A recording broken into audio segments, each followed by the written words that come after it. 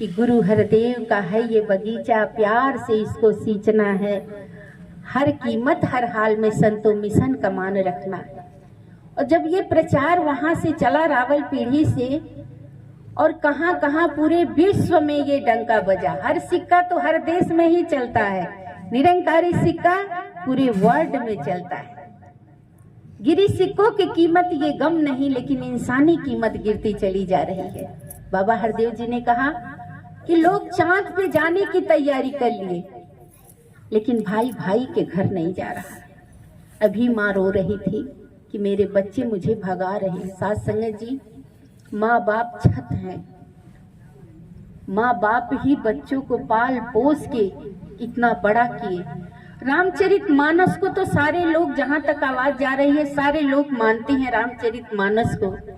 Nirankari mission को लोग कहते ये नया ग्रंथ है, लेकिन रामचरित को मानने वाले, राम को धारण करिए।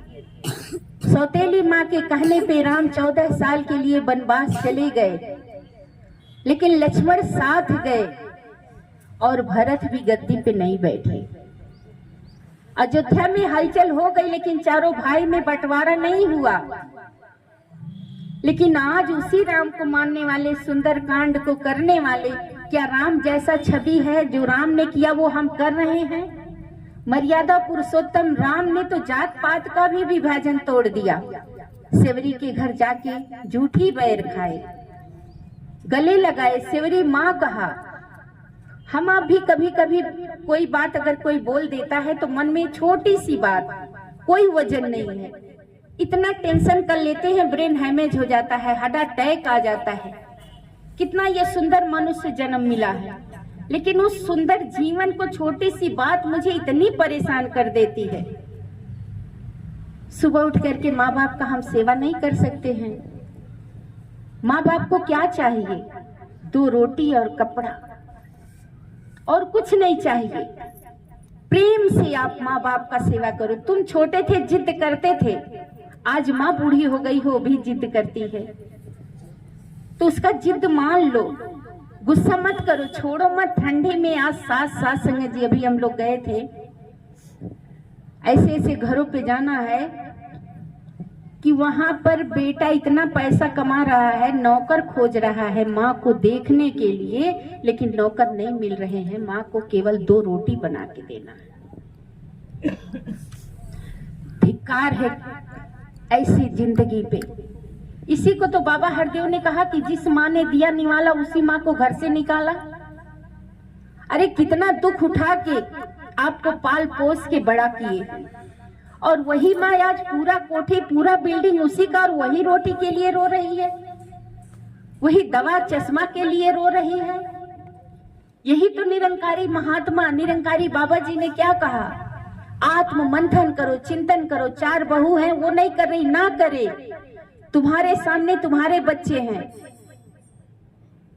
एक सास थी, एक बेटा था, बहुत तपस्या पे, लेकिन जब बेटा हुआ, उस सास की जब सास को बीमारी हो गई, लेकिन वो बहू ने कदर नहीं किया। सास संगत जी इतना दुख अपने सास को दी कि फालिज मारा था, वो बाहर निकल जाती थी घूमने, फैक्ट्री था, लेकिन उसका 10 साल का बेटा सब देखता था। एक समय आया, वो सास संगत जी बहू सास बनी, बेटा आया, वही नाती 10 साल वाला बड़ा हुआ, शादी ब्याह हुआ, गर्मी की छुट्टी में अपने बच्चों को लेके घूमने जा रहा था।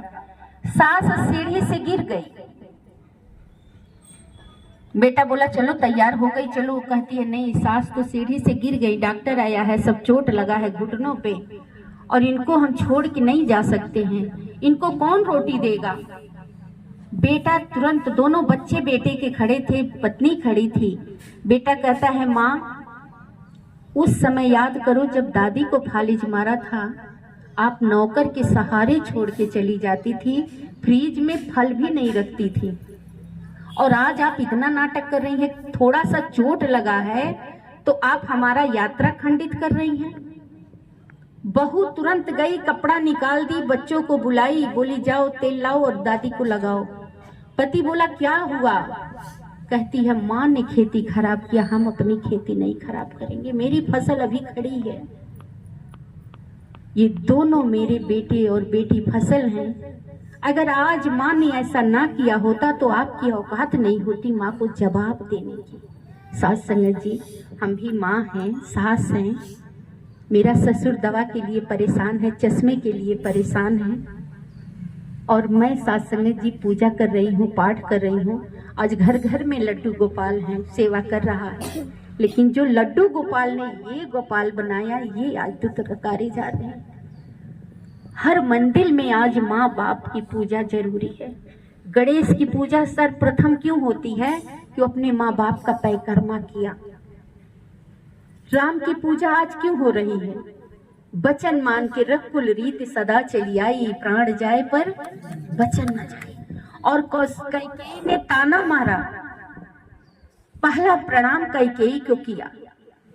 सारे नगरवासी कैकेयी मुंह नहीं दिखा रही थी राम को जब ये वचन दी थी, लेकिन राम ने कहा माँ मैं राम बन के बन गया था ना, मर्यादा पुरुषोत्तम राम बन के आया हूँ। माँ मैं दशानन को थोड़े ना मार पाया, ये तो गुरु का आशीर्वाद था। इतने ऋषि मुनि से 14 साल में मिल के आया हूँ तेरे कारण। माँ अगर तू मुझे वनवास नहीं भेजती, दिलीप जी, हरिचंद जी, भागीरथी जी कितना बड़ा बड़ा काम किए, गंगा को ला दिए, अपने आप को बेच दिए। उसी पूर्वजों में मैं भी एक हूँ कि दक्षिण दिशा में कोई नहीं गया, मैं गया माँ तेरे कारण। आओ सत्संग जी, हर कुछ टीवी पे है, हर कुछ पत्रिका में है।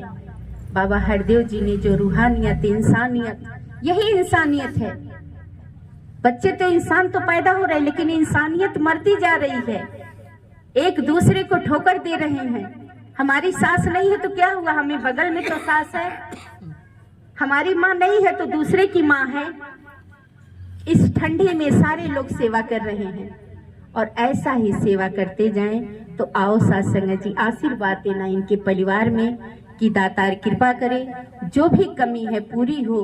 कि इसी जगह जब ये हर महीने सत्संग होगा, हर बहनें अपने घर में सत्संग 10-5 बहनों को बुला के महीने में एक समय बना ले। महिला सत्संग, बाल संगत, इंग्लिश सत्संग राजपिता जी का, माता जी का आदेश है कि घर घर सुख पहुंचा दो निरंकारियों, प्रेम की गंगा बहा दो निरंकारियों। साथ संगत जी प्यार से कहना है धन निरंकार जी।